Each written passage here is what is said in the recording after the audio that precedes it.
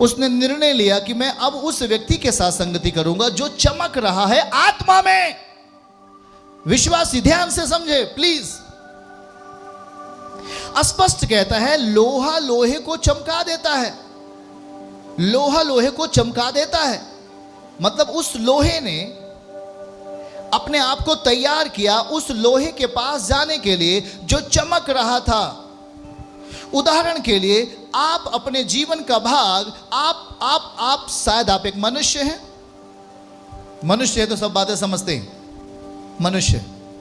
चलो आप कमजोरी की दशा में हैं, आप बीमारी की दशा में हैं, या आप अज्ञानता के दशा में हैं, आपको कुछ भी मालूम नहीं है वचन के बारे में, आपने वचन नहीं सीखा, आपने वचन नहीं पढ़ा, आपने कभी वचन की तैयारी नहीं की और आप पहली बार विश्वास करते हो, या आप पहली बार मसीह के क्षेत्र में आए हो, आपको कुछ भी मालूम नहीं है कि हमें इन वचनों के साथ कैसे जीना है। शायद आप संसार के साथ आप रहे हो और गंदगियों के साथ आपका समय व्यतीत हुआ है, बुरे लोगों के साथ आपने बैठकर समय व्यतीत किया है और अपने जीवन में बुराइयों का भाग प्राप्त किया है, रोया है, पीटा है और लाचार हो गया है, लाचार की स्थिति में चला गया है। पर आपको कभी यह समझ में नहीं आया कि मैं क्यों लाचार हो रहा हूं।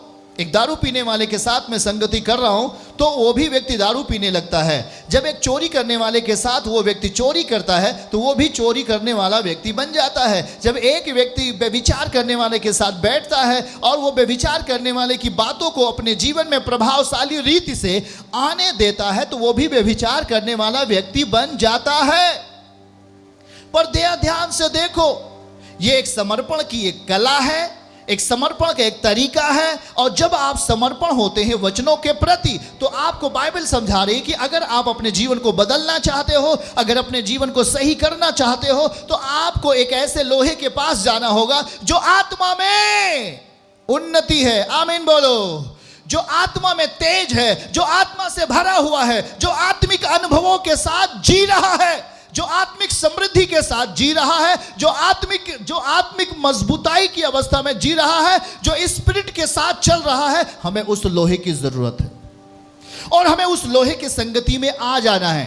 तब देखो आप कितने भी आपके जीवन में जंग लगा हो, बीमारियों का जंग, आपके जीवन में कितने ही समस्याओं का जंग लगा हो, आपके जीवन में कितने ही ईर्ष्या का जंग, आपके जीवन में कितने ही व्यभिचार का जंग, आपके जीवन में गरीबी का जंग, कुछ भी जंग लग गया है, पर आपको जरूरत है एक चमकीले लोहे के पास आने की। आमीन बोलो, हालेलुया।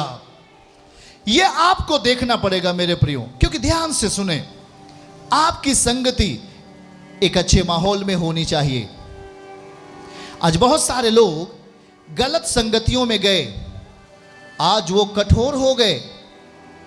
हां, ध्यान से सुनो, क्या आप हमारी बात को सुन पा रहे हैं? बहुत लोगों ने गलत चीजों के साथ संगति किया। शायद हम जिसके पास सीखने के लिए गए थे, शायद हम जिसके द्वारा सीख रहे थे, वो वचनों को विपरीत दशाओं में बोल रहा था, वो वचनों को सही नहीं बोल रहा था। या हम जिसके पास गए उसके जीवन में कोई आत्मिक अनुभव बोल सकते, या उसको स्पिरिचुअली नॉलेज, परमेश्वर का जो ज्ञान है उसके जीवन में नहीं था, और हमने कहा कि मैं उसके साथ संगति करूंगा।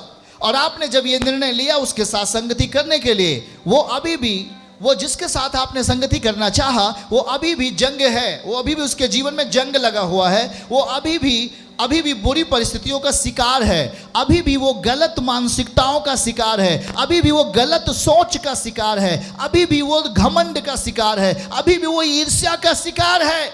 और हमने कहा कि मैं उसके साथ संगति करूंगा। आपने गलत निर्णय ले लिया, और यही गलत निर्णय आपको उद्धार से रोकता है, यही गलत निर्णय आपको चंगाई से रोकता है। और एक दिन आप जब वो एक सफल व्यक्ति आपको देखता है तो बहुत रोता है, क्योंकि आपने सही निर्णय नहीं लिया।